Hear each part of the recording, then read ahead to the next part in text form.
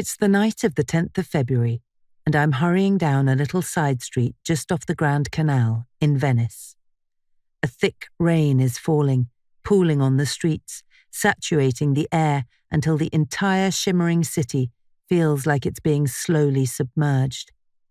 It's a world of water and glittering reflections that swirl on slick stone and black canals, but I don't have time to linger and drink it all in, and it's not as if I'm dressed for a night wandering in the rain. Under my coat, I'm wearing a long black evening gown, and covering my face is a black and gold mask, piled high with jewelled feathers. It's carnival, and I have a ball to go to. For the last 2 weeks, the city has hummed with celebrations. There have been boats made to look like giant rats, acrobats tumbling along the canals, fire breathers, magicians, singers, and snakes.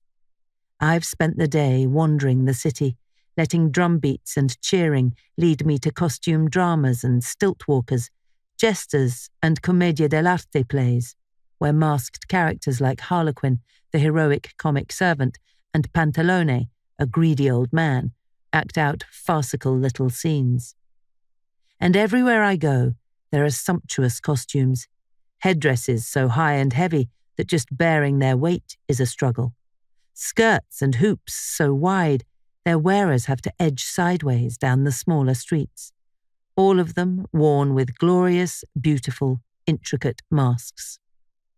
In 4 days, it will be Ash Wednesday, and the fasting and solemnity of Lent will take over from the delirious anarchy of Carnival. But for now, the surreal floating city is a wonderland. I cross another canal and wind through a set of alleyways until I reach a gate set in a white stone wall. The doorman opens it up for me as I approach, ushering me into the magnificent courtyard of a 14th century palazzo and sweeping me up the stairs into the candlelit ballroom. It's a large, rectangular space, lined by huge mirrors with trompe-l'oeil frames and hung with enormous blown-glass chandeliers. At either end of the room are bays of diamond-leaded windows, one set overlooking the courtyard, the other facing the Rio di San Stin Canal. On sunny afternoons, the room must flood with golden light, but right now, the little glass diamonds are sparkling black. Not that anyone is looking out of the windows. There's far too much to see inside.